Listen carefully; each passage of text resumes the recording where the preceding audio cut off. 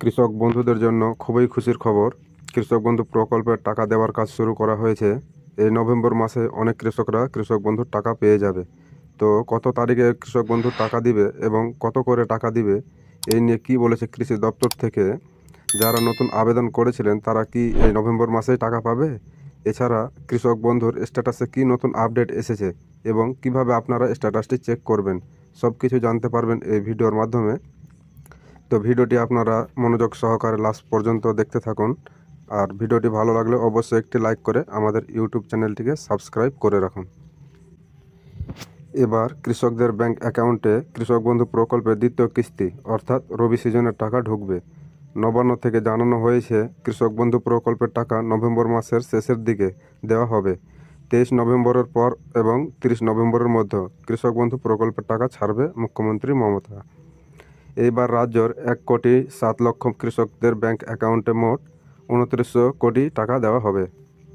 পশ্চিমবঙ্গের 6 জেলায় 7টি বিধানসভা উপনির্বাচন সমাপ্ত হয়েছে। আগামী 23 নভেম্বর এই ভোটের ফলাফল প্রকাশ হবে। তারপর রাজ্যের কোনো জায়গায় আর নির্বাচনের আদর্শ আচরণগত বিধি লাগু থাকবে না। এমনত অবস্থায় রাজ্য সরকার রাজ্যের বিভিন্ন মানুষের কাছে প্রকল্পের টাকা পৌঁছে দেওয়ার জন্য উদ্যোগী হয়েছে।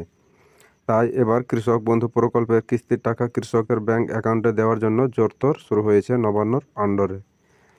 এবং যে সকল কৃষক নতুন কৃষক বন্ধুর জন্য আবেদন করেছিলেন সেই সব কৃষককে এই নভেম্বর মাসের টাকা দেওয়ার কথা বলা হয়েছে কৃষি দপ্তর থেকে। এবং নতুন কৃষকদের স্ট্যাটাসের ঘরে নতুন আপডেট এসেছে। তো তো সকল কৃষকদেরকে একবার স্ট্যাটাসটি চেক করার কথা বলা হয়েছে। তো কৃষক বন্ধু স্ট্যাটাস চেক করার জন্য এর জন্য আপনার মোবাইল ফোনের ক্রোম ব্রাউজার অ্যাপটি ওপেন করবেন। তারপরে সার্চ বারে কৃষক বন্ধু লিখে সার্চ করে দেবেন। সার্চ করার পরে এখানে দেখতে পাচ্ছেন কৃষক বন্ধু বলে লেখা চলে আসছে। এখানে আমরা ক্লিক করব। ক্লিক করার পরে এরকম একটি আপনাদের সামনে পেজ আসবে। তারপরে দেখতে পাচ্ছেন নথিভুক্ত কৃষকের তথ্য, এই যেখানে দেখতে পাচ্ছেন। তো আমরা এই অপশানে একটি ক্লিক করব। ক্লিক করার পরে এরকম একটি পেজ আপনাদের সামনে ওপেন হয়ে আসবে। তারপরে এখানে আপনারা দেখতে পাচ্ছেন সিলেক্ট অপশান। এই সিলেক্ট অপশানে আমরা ক্লিক করব। ক্লিক করার পরে আপনি এখান থেকে আপনার স্ট্যাটাসটি চেক করতে পারবেন।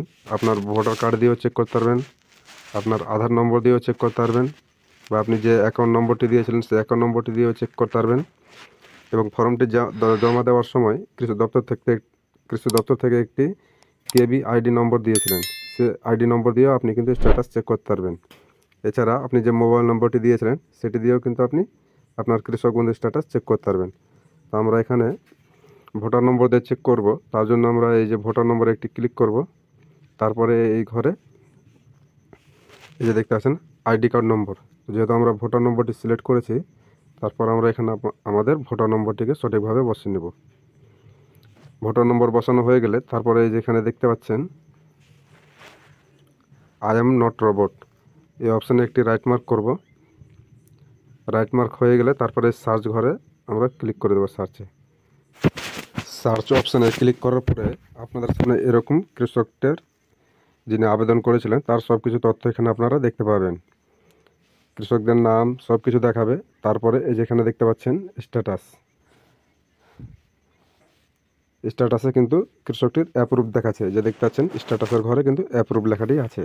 এখন টাকা দিবে এর জন্য এই যে ট্রানজ্যাকশন স্ট্যাটাস এই ঘরে, কিন্তু এই ঘরটি অনেক কৃষকদের ফাঁকা থাকছে। যে সকল কৃষকদের ফাঁকা আছে তারা কিন্তু এই নভেম্বর মাসে টাকা পেয়ে যাবে। তো বন্ধুরা, আজকের এই ভিডিওটি এই পর্যন্তই।